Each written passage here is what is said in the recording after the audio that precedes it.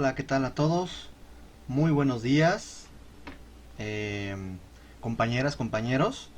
El día de hoy vamos a concluir con la temática del el desafío de la gravedad y análisis del urbanismo y la arquitectura del clásico, con estos dos temas que nos quedaban pendientes la clase anterior, que es el auge totonaca y el auge mixteco-zapoteco.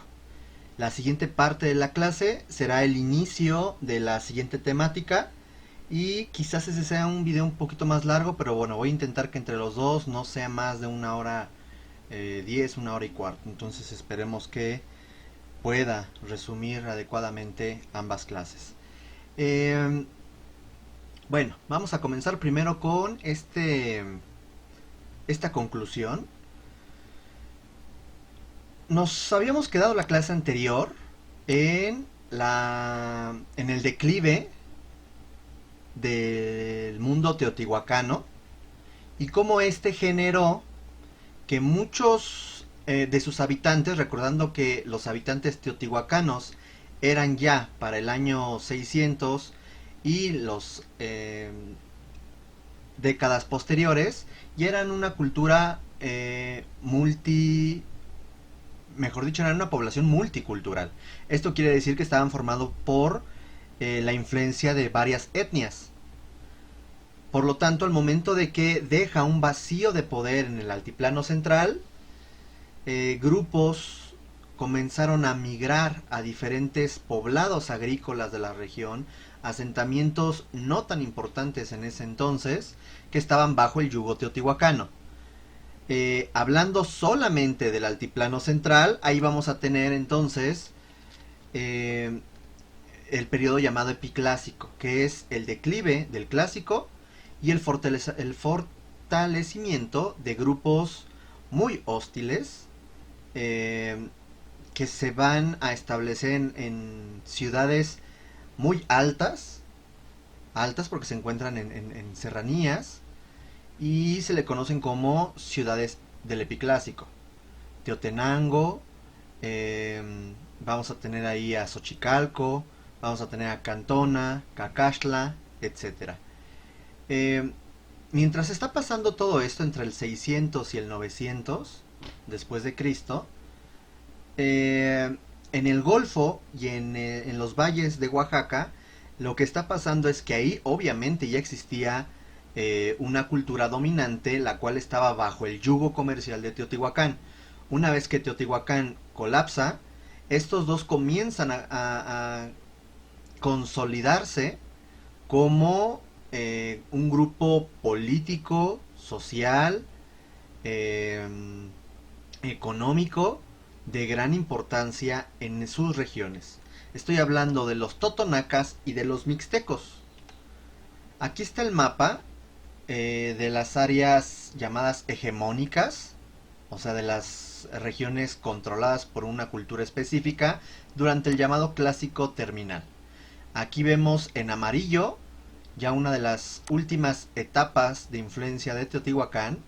Vemos aquí la gran influencia que tuvo los habitantes de Xochicalco durante este periodo del llamado epiclásico.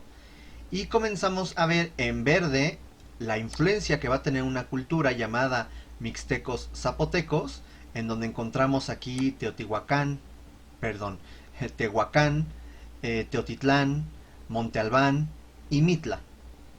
Mientras que en color lila vemos la región que va a tener la llamada cultura totonaca. La cultura totonaca, en donde vemos por ahí nada más dos asentamientos, falta una muy importante llamada Tajín, está Zempoala y está Cerro de las Mesas. Eh, Ahorita lo demás no nos importa, ya lo platicamos la clase anterior y posteriormente lo volveremos a señalar. Entonces, sé que la clase anterior comenzamos a ver algo de los mixtecos, pero bueno, para asegurarme del orden que ya había marcado en el plan de trabajo, mezclé, bueno, cambié y ahora vamos a comenzar con el área del Golfo, el auge Totonac. Aquí vemos una imagen de una de las muchísimas esculturas, vestigios de esculturas que se encuentran en la región, son de cerámica, que se les llama caritas sonrientes. Lamentablemente, bueno, ya vieron, caducó mi licencia de Windows y bueno, pues ya se ve por ahí todo asqueroso.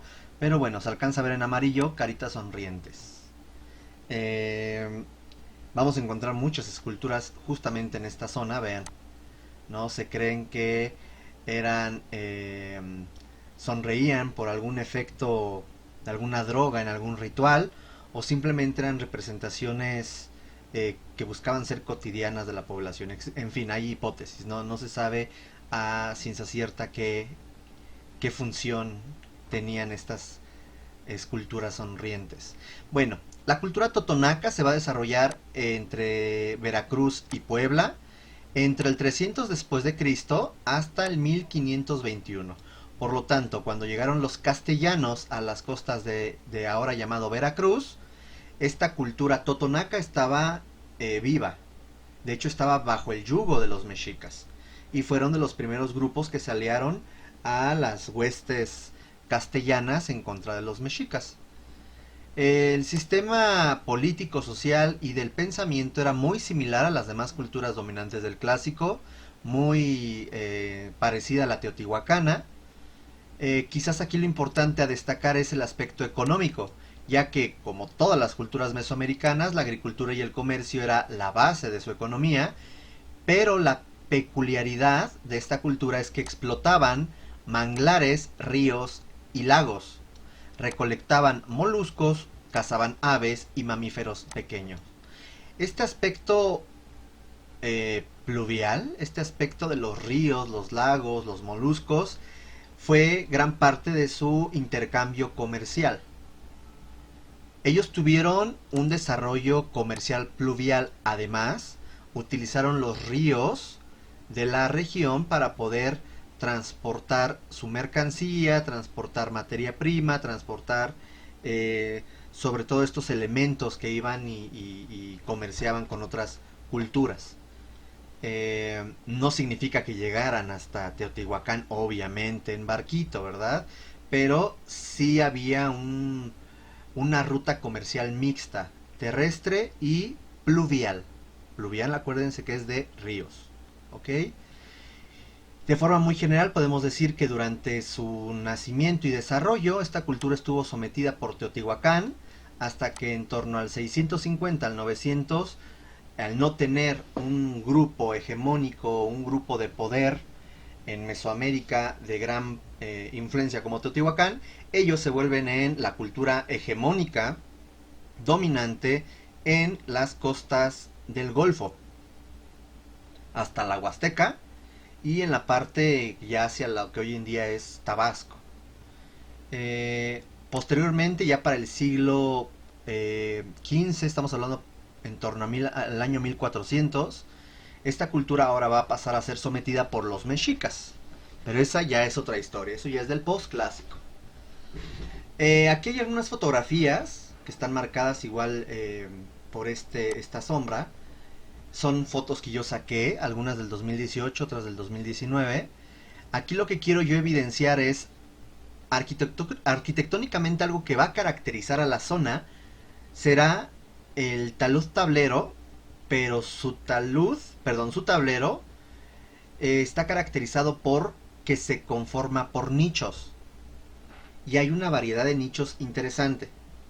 Vean, aquí podemos ver claramente cómo hay una moldura superior, que además tiene un cierto corte o remetimiento, que enfatiza en cuanto a luz y sombra, obviamente sombra, este nicho. Este nicho está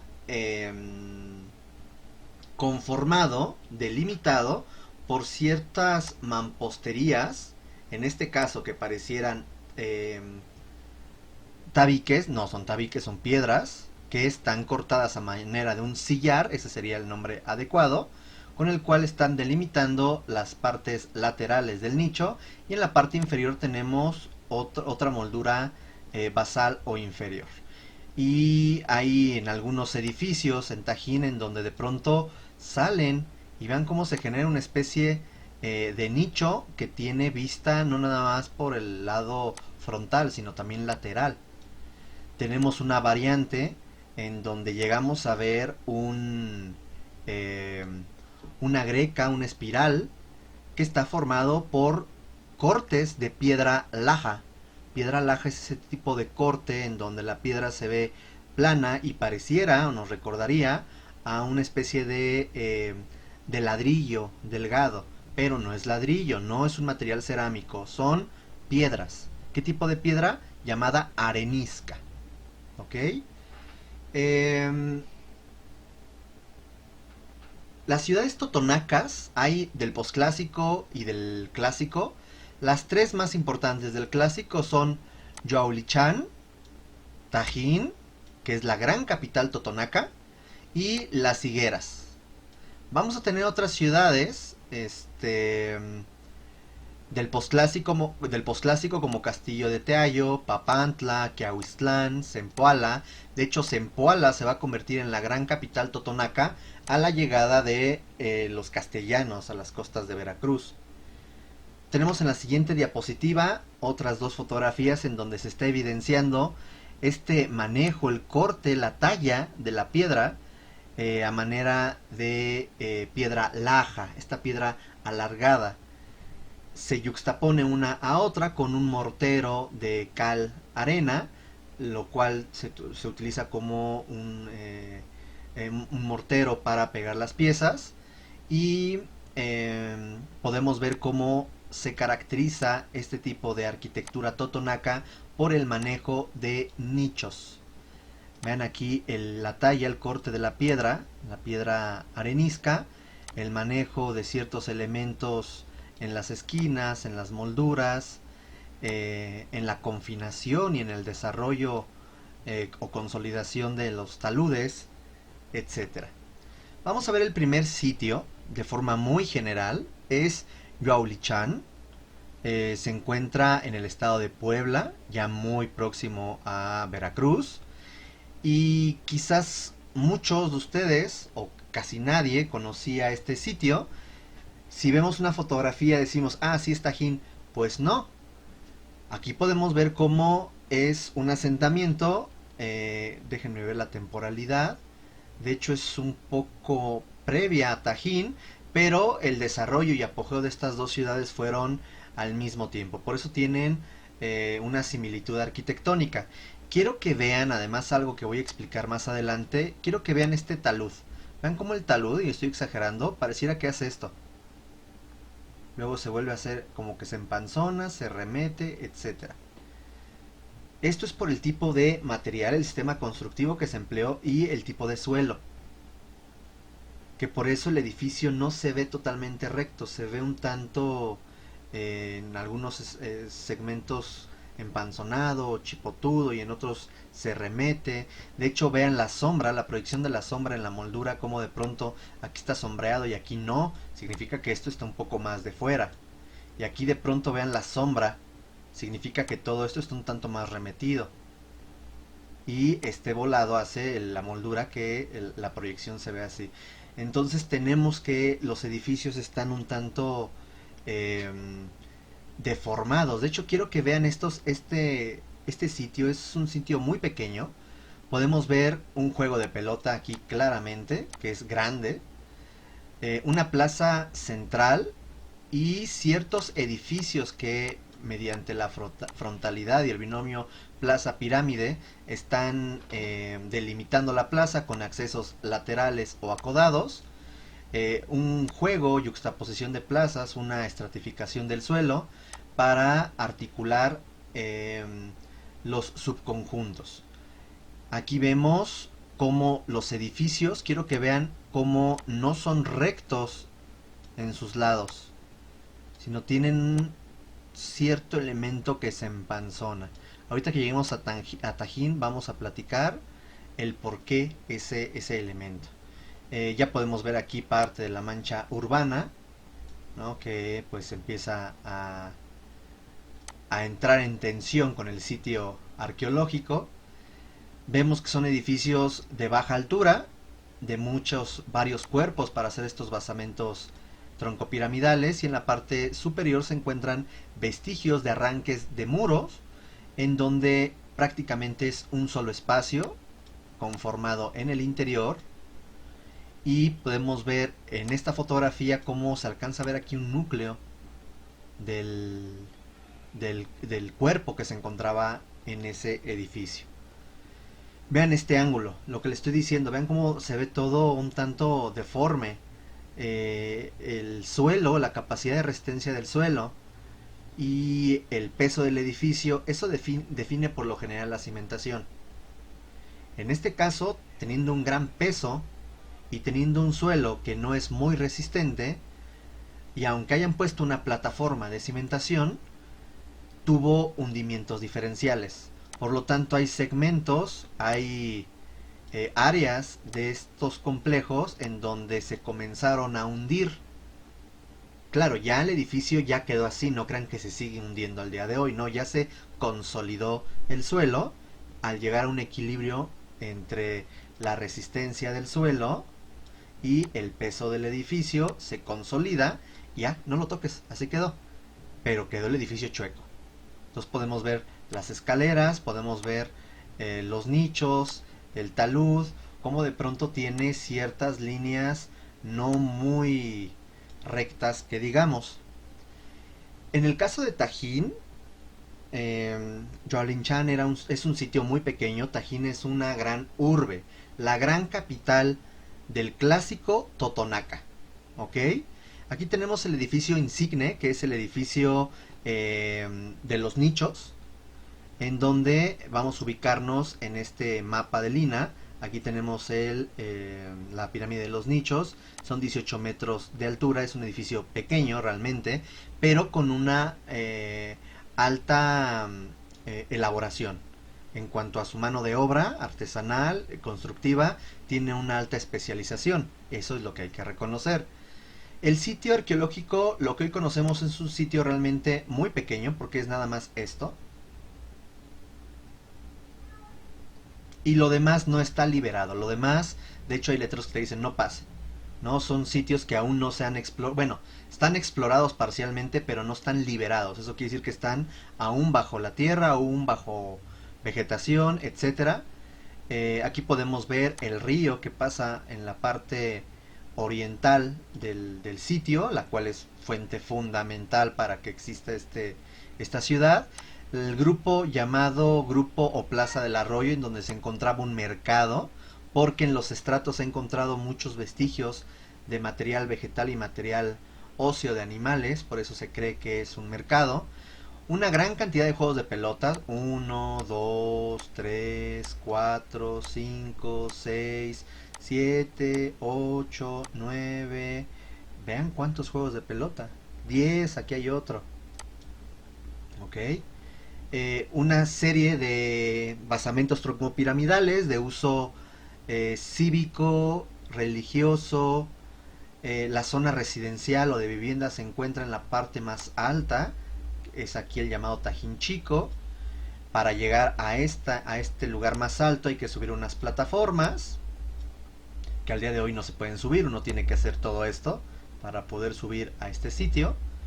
Y aquí en el centro se encuentra la pirámide de los nichos. Aquí hay un cerro que se llama de los mantenimientos, que cuando amanece, poco a poco va iluminando cada uno de los niveles de esta pirámide de los nichos, lo cual se habla de una relación evidentemente astronómica para contabilizar o tener en cuenta el tiempo respecto al día, cuando está amaneciendo, pues. Vamos a ver algunos otros sitios. Bueno, esta es una vista satelital, vamos a ubicarnos. El Tajín Chico se encuentra de este lado, no se alcanza a ver. Aquí se encuentra, bueno, podemos ver que este es un sitio que apenas estaba explorando. La fotografía no tengo de cuándo sea la fecha, por eso se ve aquí el grupo del arroyo. Vean cómo no está totalmente aún liberado. Y hay algunos sitios que ya están parcialmente trabajados, como este. Vean, aquí ya está consolidado para que el edificio no se siga destruyendo, por eso se ve todo restaurado, y de pronto aquí no, aquí está consolidado. Esta es la pirámide del trueno, o el conjunto del trueno, no tiene nada que ver con Thor, lo señalo. Y aquí está la famosa pirámide de los nichos. Podemos ver su relación axial con un pequeño con una pequeña plaza y una serie de elementos en la parte posterior de juegos de pelota, basamentos, etcétera. Aquí está una fotografía, ya vemos fotografías, es otro ángulo. Podemos ver el grupo del arroyo claramente ya definido, los juegos de pelota. Vean cómo los basamentos están parcialmente restaurados y la otra sección está consolidada, por eso se ven así. Está dejado así a propósito. Aquí se ve las escalinatas que al día de hoy no se pueden usar. Uno hay que rodear por acá para subir a lo que es el Tajín Chico. Este es el juego de pelota. Podemos ver la calle, podemos ver los paramentos que delimitan el juego de pelota. Aquí podemos ver algo muy interesante, es cuando es la época de lluvia o está todo con neblina. Podemos ver así el sitio arqueológico, ¿no? Empapado. Aquí es una vista de Tajín desde el llamado Tajín Chico, o podemos ver los basamentos parcialmente consolidados. Aquí ya vemos una construcción en donde vemos esta variante. Esto ya es en el Tajín Chico, una variante de este tipo de nichos. Estas son fotografías que saqué. Esta es del 2019. Pues las tres son del 2019. No, no es cierto, aquí me equivoqué, este es 2018 y 2018, de hecho vean el sol, aquí está más duro y aquí estaba nublado. Vean cómo ya hay una riqueza arquitectónica en el decorado y en el desarrollo de estos elementos que son habitacionales. Podemos ver aquí de pronto ciertos elementos, manejo de molduras, manejos de tableros o entablerados.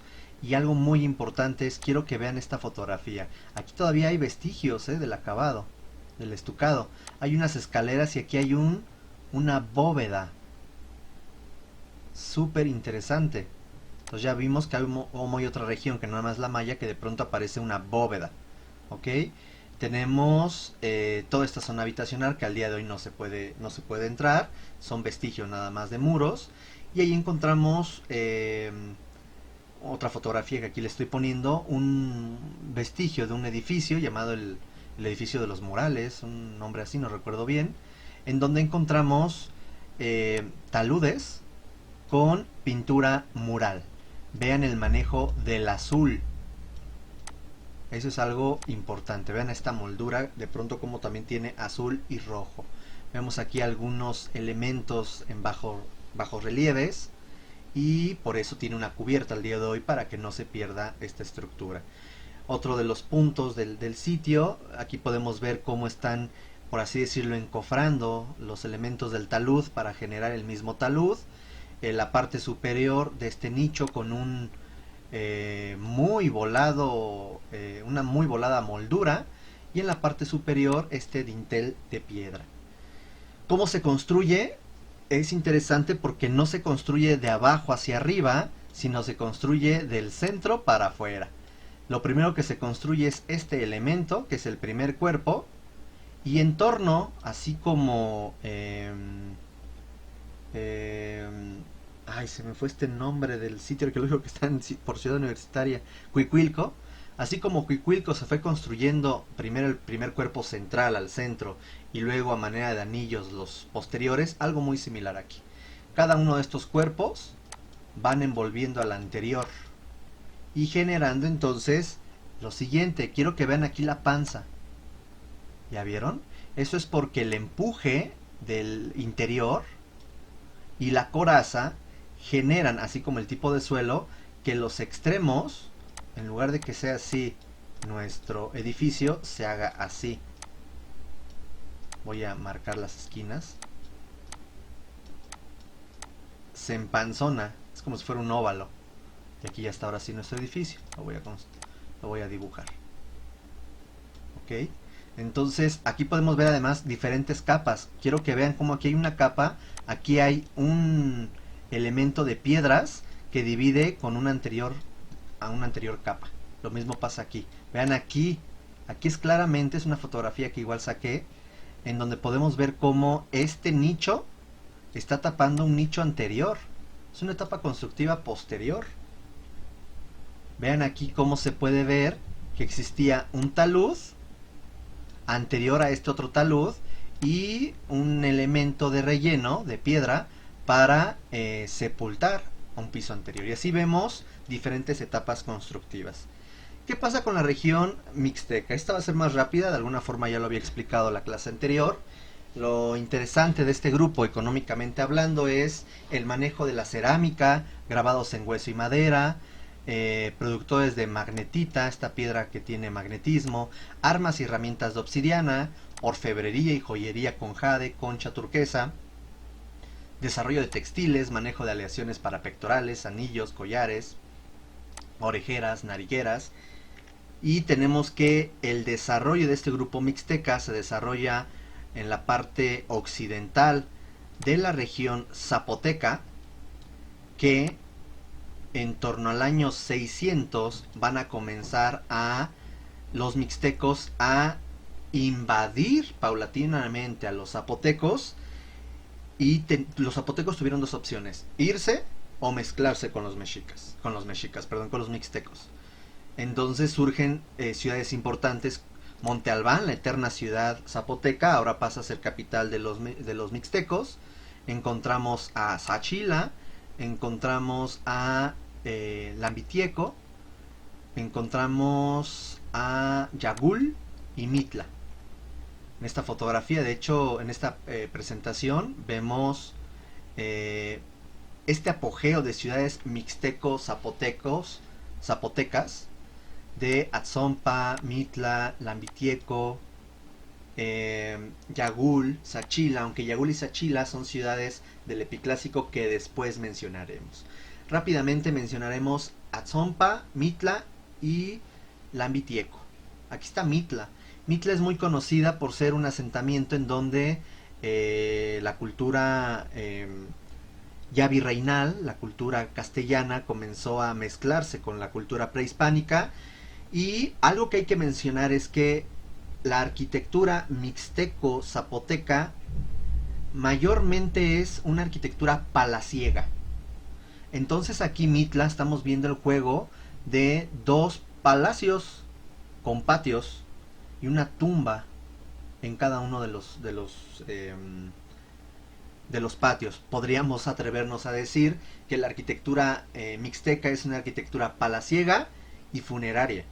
Aquí vemos uno de los patios en donde la misma arquitectura, vestigios de la arquitectura prehispánica, fue utilizada por la iglesia para edificarse, lo cual genera una tensión muy interesante entre ambas tendencias arquitectónicas.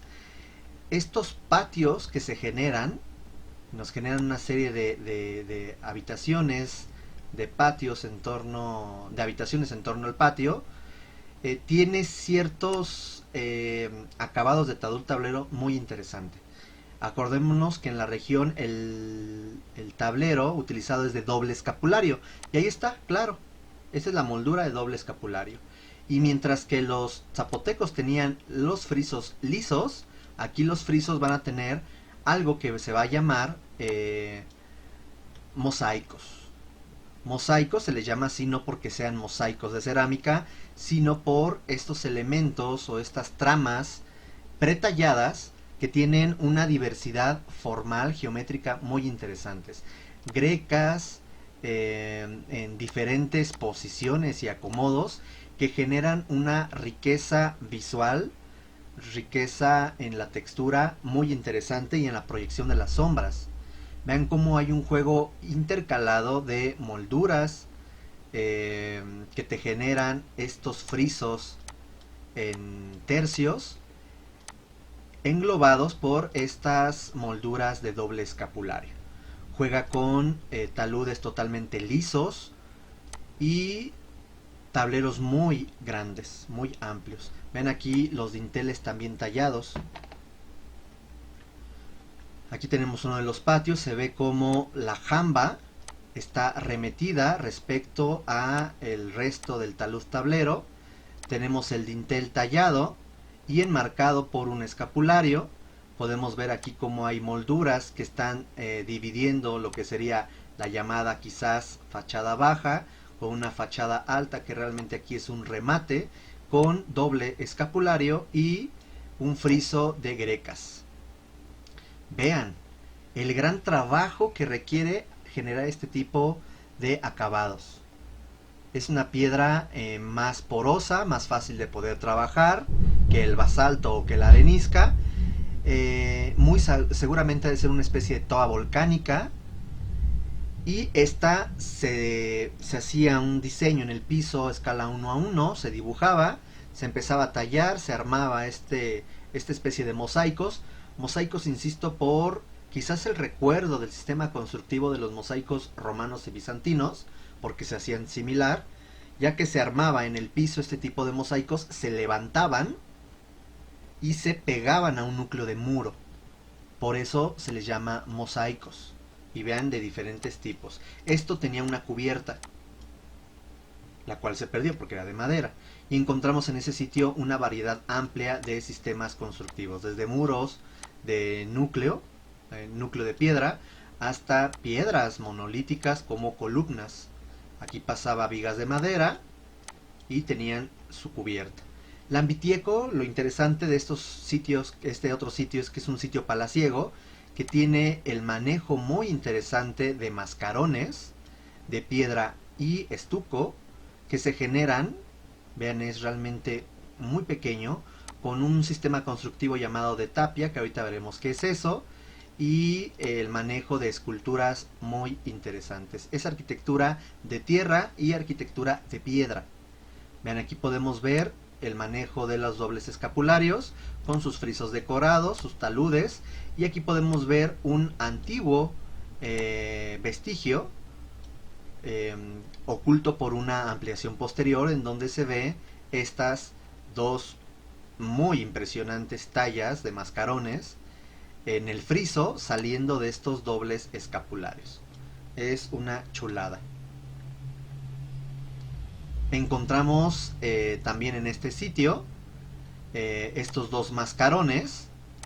Podemos decir que son más elaborados que estos, claramente son posteriores, e igual salen del friso, y aquí se alcanzan a ver los dobles escapularios. Y finalmente Azompa. Azompa es uno de los sitios arqueológicos más recientes, en donde se ha encontrado que es un recinto palaciego en torno a un patio. Acuérdense que habíamos platicado que era algo que representaba o ejemplificaban las unidades palaciegas, a una muy alta altura. Aquí podemos ver el valle, y se han encontrado diferentes urnas funerarias en torno a este sitio arqueológico, que tiene también su juego de pelota y que es muy pequeño. De hecho, tiene un diseño que nos recuerda mucho a la arquitectura epiclásica, pero recuerden que el epiclásico es exclusivo de la zona del altiplano central. Bueno, aquí dejamos esta conclusión de la unidad del clásico, e iniciamos en un segundo video, que va a ser un poquito más largo que este, sobre el postclásico. Gracias.